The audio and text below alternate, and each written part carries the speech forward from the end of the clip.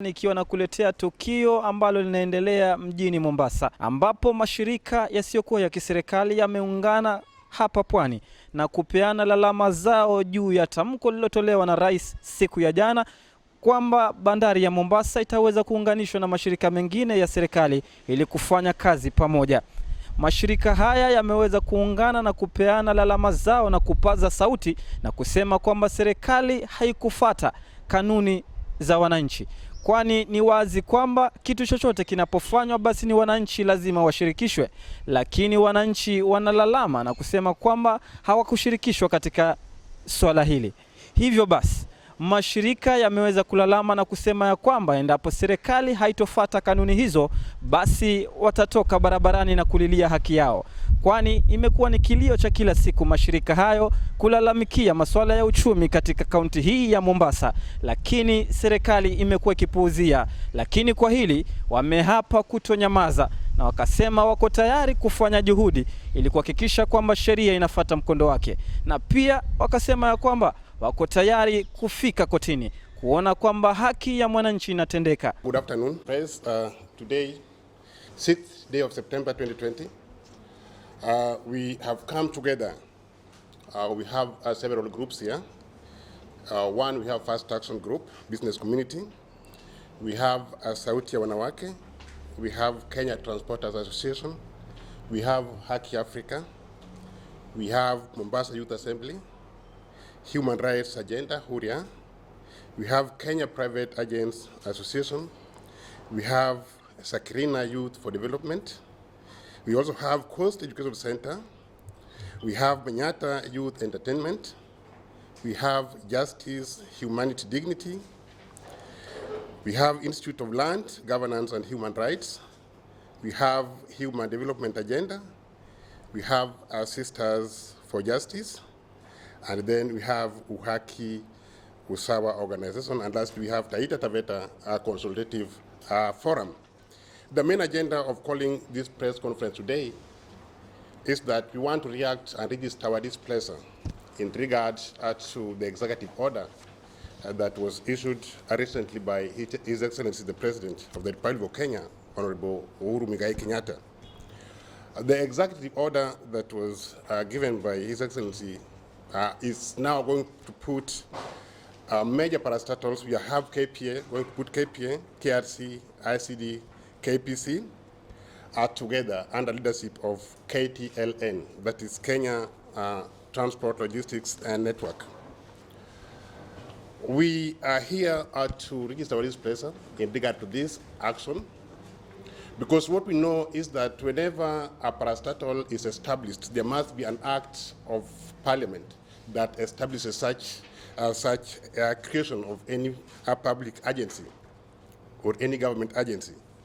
For instance, we have CAP 391, which creates or establishes the authority of KPA. So it was an act that was passed in Parliament establishing KPA as an authority. We also have a KRC under CAP 397. We also have KDC, CAP 445, and we also have KPC that was established under CAP 486. When we look at these parastatals, we would say that the move by His Excellency, President of the Republic of Kenya, is to protect non-performing parastatals. When you look at this group, KPA is the major performing parastatal. But when you look at the other agencies that have been brought in are not performing. KRC is not performing, and neither is the KPC. These are agencies that are not generating income as compared to KPA. So what we are seeing here is that as much as we know that we have a project of SGR, and SGR was actually a project that was put into place by loan from the Chinese government. And the Kenyan government is still owing the Chinese government. So this move is to make sure that whatever is gotten from KPA as a revenue will be used directly to pay off the Chinese government. Because now it will be one entity. So the entity will be paying directly, and it won't be seen like KPA paying. But in the other sense, if you look at it, you will see that it's KPA paying, because when you look at all these government agencies, the most strongest agency here is KPA. So we are saying that we are not happy with the move that the president has made, because this is something that is going to haunt the whole republic, and it's going to haunt the coastal region, because KPA is seen as the most income generating agency within the coast. But in the event that now it has been taken to join other agencies, then it means the locals or the region will not have any say over KPA. So most of the resources that are from KPA will now be distributed to other parts of the country. What we are saying here is that there is no public consultation, and this is against the law, because if the president wanted to create KTLN, then it would have gone to the parliament so that people discuss it, so that an act establishing would be actually passed in the House. Yes. But you cannot do a serious institution like this that is overseeing the performances of over four parastatals without an act of parliament, simply because of an executive order. Executive orders are for small curfews of corona. It's not for serious institutions like this. So we are telling the President of the Republic of Kenya that this is something that we are rejecting, and we are saying we are going to make a lot of noise in regard to this, and we are going to protect KPA, and we are not going to allow KPA into this kind of merger. Understand, tomorrow they will start signing the documents. We will be there, and we will make noise. We will tell them not to sign this. So we are, the information we are sending to the president is that this one is not right. We have got several institutions. We even have Tea Development Authority of Kenya.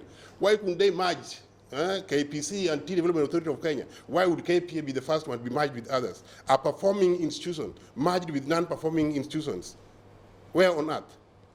So what we are saying, that the message we are sending the government is that Mombasa as a city and Coast as a region, we only have one parastatal that makes our livelihood better, and it is KPA. At the moment it's merged with other parastatals, no single coin will be actually seen circulating in Coast as a region. So my take is that we will reject it. We will go to the street to reject this, because Mombasa port is where we pick up cargo. Most of the cargo that lands at the port, you know, from foreign places, they land at the port and then we pick cargo from the port. Now what happens is that the decision making would be slowed.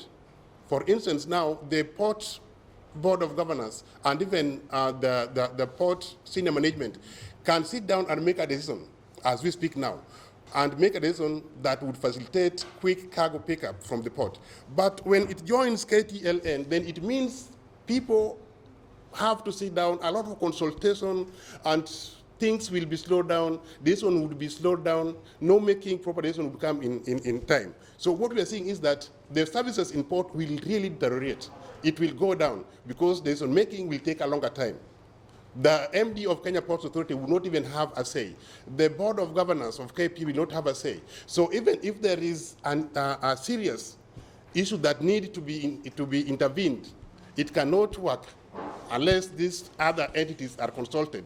So what we are seeing is that KPA is on the verge of decay, and I'm saying KPA is going to collapse, because now this is a clear way that even the Chinese would come and take over the leaders of KPA.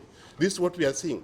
So what we are saying is that the contracts were signed, KPA is the guarantor, but now as a catch, they have brought KPA into this, so that the payment will be made without anybody detecting that payments are being made to the Chinese government. We would want the Railways Corporation to pay, because the SGR is their asset. Let them pay for it. Likewise to KPA, they also have their own things to do. So we do not want a situation where there are entities that are created just with an executive order with no proper lawmaking. I know all the laws and all the acts that creates or establishes the agencies, government agencies must go through the parliament. This one did not go to parliament. So this is against the law, and we're against that. So we are going to read a statement, joint statement that we made today, condemning the same thing, and then later on we also have people's member stake. It is now public knowledge that the state is intending to form the Kenya Transport and Logistic Network, KTLN, which is reportedly merging Kenya Ports Authority, KPA, with Kenya Pipeline Company, KPC, Industrial and Commercial Development Company, ICDC, and the Kenya Railways Corporation, KRC. This proposed merger will eventually mean the control of operations and management of KPA will rest with KTLN, in effect, the ICDC board. The merger will also mean that KPA Managing Director, MD, will be recruited and appointed by ICDC, which will mean the KPA board will not be in control of the MD nor the management of KPA. All powers and authority over KPA will therefore be silently transferred to ICDC, and KPA Management Board will not have any powers to make any decisions on investments, which will now rest on the ICDC board in Nairobi. Noting that KPA is the most stable financially, this merger will mean KPA will subsidize the other partners in the merger, including KRC, which is owed billions from the SGR deal. The KPA funds will no longer be used in port development and efficiency improvements to meet international competitive standards like other ports. KPA, therefore, KPA, just like KPC and KRC in the merger, will no longer be independent and will merely share departments, leading to downsizing and retrenchment. Na jambo la kushangaza ni kwamba badala ya serikali kusikia malilio ya wapwani, badala ya serikali kujaribu kuleta nafuu kwa wapwani, tunaona kwamba kila kukicha hali inazidi kudidimizwa na wapwani wanamalizwa kiuchumi bila hata kufikiria their well-being. This proposed merger ambayo inapendekezwa, in actual sense, when we are told that KPA imefanywa kama guarantee ya SGR, we did not expect that now the Chinese will just come and pick the port. This was going to be done in other clever ways, and this is exactly that. Kwa hivyo, if we were saying that the economy of cost is dead, through this merger, the economy of cost is buried completely. We are having a situation where people are hiding behind executive orders to circumvent the law and to have matters done irrespective of the rule of law and the constitution in the country. Public participation is a requirement under Article 10 of the Constitution of Kenya. A merger of this nature, bringing together key parastatals in the country, there is zero public participation, there is zero input from Parliament, there is zero input from stakeholders, including the Kenya Transporters Association. It can only mean that it is not good for the country. Why is this merger being undertaken or shrouded with secrecy? Ni nani ambaye amehusishwa katika hii merger? Today we are seeing Kenya Railways Corporation being merged with KPA. And as we all know, wherever there are mergers, there is definite retrenchment. Kama wapwani, tunajua kwamba uchumi wetu umeweza kukita mizizi katika port. Leo hii, port ya Mombasa, port ya Lamu, port kule Shimoni, all these which fall under the Kenya Ports Authority are now going to be taken away to service non-performing parastatals and illegal deals. We are all aware, it was only a few weeks ago when the courts announced its decision on the SGR procurement. Na koti zenyewe zimesema kwamba that SGR procurement was illegal. Yeah. Leo hii, unfortunately, serikali is finding means and ways of servicing an illegally procured deal. Yeah. How can that happen in this country? We are asking ourselves, where are the leaders? Why are we allowing these things to happen? As a people, we must stand up, we must ask questions, and we want to see transparency in this deal. KPA, KPC, KRC, and ICDC have stakeholders. We want to know what is happening behind the curtains. And we are saying this in very clear terms. We want to see the immediate withdrawal and all plans to merge these 4 corporations. Yeah. We also want public participation to be open. We want Parliament to be involved in this deal. We want the people, particularly the coastal communities, who are the major losers in this merger. We want to know what is planned for us. We cannot always continue crying that our economy is being killed deliberately. And then no one is listening to us. Our cries are falling on deaf ears. We want to see action, failure to which tutaonana kotini ama tutaonana barabarani. It is our constitutional right to use the courts and to go to the streets. And if we've been given those rights by the Constitution, we assure you, we will exercise those rights. Okay, kwa majina mimi naitwa Salim Karama, ni mwenyekiti wa First Action. First Action, sauti ya mwananchi wa kawaida. Leo tumekuja hapa kuungana pamoja na kukemea kwa ukali sana vitendo ambavyo vinafanywa jadi kuwagandamiza wapwani kutokana na rasilimali zao. Sisi kama wapwani tunalaani vibaya na kwa nguvu zote, na tutakwenda barabarani na kuhimiza wananchi. Sasa ndio wakati umefika, kama ni kuumana kiumane. Kwa nini tunasema namna hii?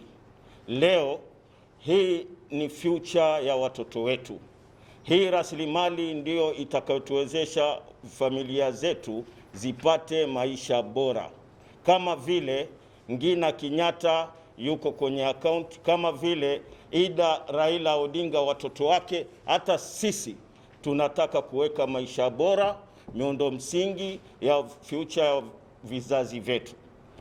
Kwa hivyo kitu kilichofanywa cha kumaja hizi KPA ni njama moja ya kukava ile CFS ambazo ziko Naivasha za watu binafsi. Wameinvest pesa mingi sana ndani ya Naivasha, na Kenya Railway imefail kwa biashara ile. Ndiyo sababu wanalazimisha gharama hizi zipate mwananchi wa kawaida. Sisi kama wapwani leo tunamwambia Rais Uhuru Muigai wa Kenyatta, imefikia wakati sasa, sisi kama wapwani tumesema enough is enough. Na masuala haya ni lazima yahusishwe, wananchi wajiamulie wenyewe. Hii ni wazi kwamba SGR kufeli na mabwenyenye fulani ambao wameinvest kwa zile CFS ziko Naivasha na Nairobi wanatoa kafara mali ya umma kuweza kuokoa mali zao ambazo wameziinvest kule. Sisi tunasema kwamba tutaingia barabarani na wananchi wa pwani. Wakati umefika, kama alivyosema ndugu yangu Khalid, hii ni mojawapo ya njama ya kuangamizwa Kenya Port Authority. Imefichwa na itapotea. Wasoelewa ni kwamba haiwezi kuambiwa kwamba kwenye vyombo vya habari kwamba China wameshaichukua port. Port imeenda, na sasa jina pia la Kenya Port Authority limeshakufa sasa. Kwa hivyo wananchi wa pwani wote na wale viongozi wa kisiasa ni lazima jambo hili walikemee, ni lazima jambo hili waende kwa mabunge yote, Senate pamoja na bunge la kitaifa, kupinga uamuzi huu wa kidhalimu ambao kwa sasa watu wa pwani wamenyanyaswa. Kuna mashirika mengi kama vile majani chai na kahawa, ndugu yangu Mboka ameongea juu yake, wangeenda wakamaji hizo mashirika sehemu ile. Why ni coast peke yake, rasilimali zake zinatiliwa maanani. Kwa hivyo sisi kama wa coast tunalani na tutaenda kotini kupinga hili jambo. Tutaingia barabarani kama vile ilivyo kawaida. Jambo la muhimu ni wananchi sasa waamke, wa Pwani na wajitokeze kupinga udhalimu huu ambao tumegandamizwa miaka mingi. Mimi naweza kusema hii ni mitindo yao ya kunyakua na kubadilisha majina kufanya ni mali binafsi, sababu hata jina Kenya liligrabiwa na likaitwa Kenyatta, mwisho ikatiwa ta. Tujue hiyo. Kwa hivyo wananchi, sisi ni sasa wakati umefika. Kama mimi nitajitoa kafara kwa sababu ya future ya mtoto wangu, potele ambali tutajitoa makafara, lakini haki isimame. People power. Power. People power. Power. Tutahakikisha tutamaliza Pwani pamoja. Na safari hii nataka niseme kitu moja. Slogan ambayo tutaitumia sasa ni fagia wote. Asante sana. Jaribu kuzungumza in a very plain language, and I want to pass this message straight to the government. And I know in this presser here there could be members of the intelligence security service, and we want to tell you are failing. You are failing in your work because you are not advising the government what they are supposed to know. There is total displeasure amongst the coastal region people, amongst the people here in the coast. Total displeasure. And we don't understand why you guys are not advising the government on these issues. Haiwezekani kwamba kwa muda wa mwaka mmoja ama miaka miwili watu wamekuwa kiingia barabarani wakilalamikia swala la uchumi Pwani. Economic rights are human rights. It is time that the government... And mimi nataka kuambia wale watu wengine wote, union ya madaktari, union ya kotu, ya walimu, ya manases na kila mtu, huu ndio wakati wa kujitoa, kuja barabarani kuungana. Kwa sababu hakuna haki muhimu kama haki ya kiuchumi. Ukicheza na haki zingine zote, Wakenya wanaweza endelea kunyamaza na labda kukua patient. But you cannot play around with economic rights, because economic rights are basically the beacon ya rights zingine zozote. Kila haki nyingine yoyote iko dependent on the economic right. So how come the government is playing around with our economic rights? Kwa sababu leo sisi uchumi wetu wote wa Pwani kila mahali imesambaratishwa. We cannot continue sitting and wailing and agonizing every day. Itafikia wakati wa Kenya, hata wale watoto na wengine wa kawaida wataingia barabarani. Labda kwa sasa watu hawajaona kwa sababu wanaona ni mchezo. Wanaona watu wawili watatu wanaingia barabarani wanazungumza, wanaona ni mambo ya kawaida. Because this government has everything wrong about it. Kuanzia court orders hawa respect, parliament haifanyi kazi tena. There is nothing that is working in this government. So mahali imefikia leo, we are asking all Kenyans to wake up. Ni wakati huu. Leo utaangalia labda you have no stake at all looking at Kenya Ports Authority. But ukiangalia economy na ile ecosystem yote ya Pwani, the Kenya Ports Authority is the most important infrastructure, critical infrastructure ya Pwani. Lakini angalia mambo mangapi ambayo yanafanyika. Kwa hivyo hiyo ni call, and we are advising those who are supposed to advise the government also. Tell them the truth. There is a lot of displeasure amongst the coastal people, and this will not continue like that. Siku moja, look at it right now. There's a lot of mushrooming of grievance groups at the coast. Kila uchao utabona kuna group moja inachipuka, nyingine sijui yaitwa nini. And all these groups are basically saying we are not pleased with the manner in which governance issues are being handled within the region. And this is the message. Mimi naitwa Elisha Mtubeta, Mpwani halisi. Tunaenda kinyume. We are condemning in the strongest order, in the strongest manner, hali ambayo inaendelea kufanyika katika Pwani. Pwani nzima kutoka Kwale mpaka Kiunga hadi Taita Taveta. Shamba lao kubwa ni bahari. Leo hii bahari imenyakuliwa. Imeenda. Uchumi wa Pwani umeenda.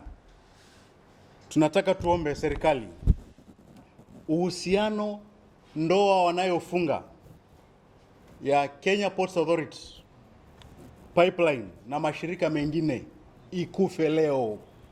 Hatutaki kama wapwani.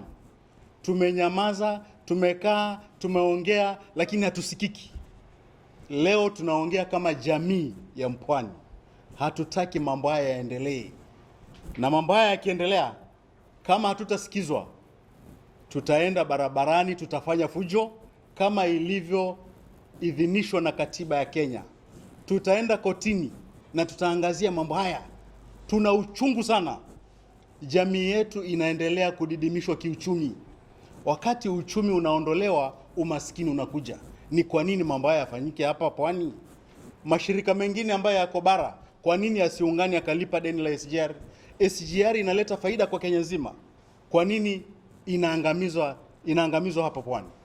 Tunataka na tunaongea kwa uchungu. Jamii ya Pwani haijafanyiwa hamasa, haijapewa civic education ya kueleza kwa nini jambo hili linaendelea kutendeka.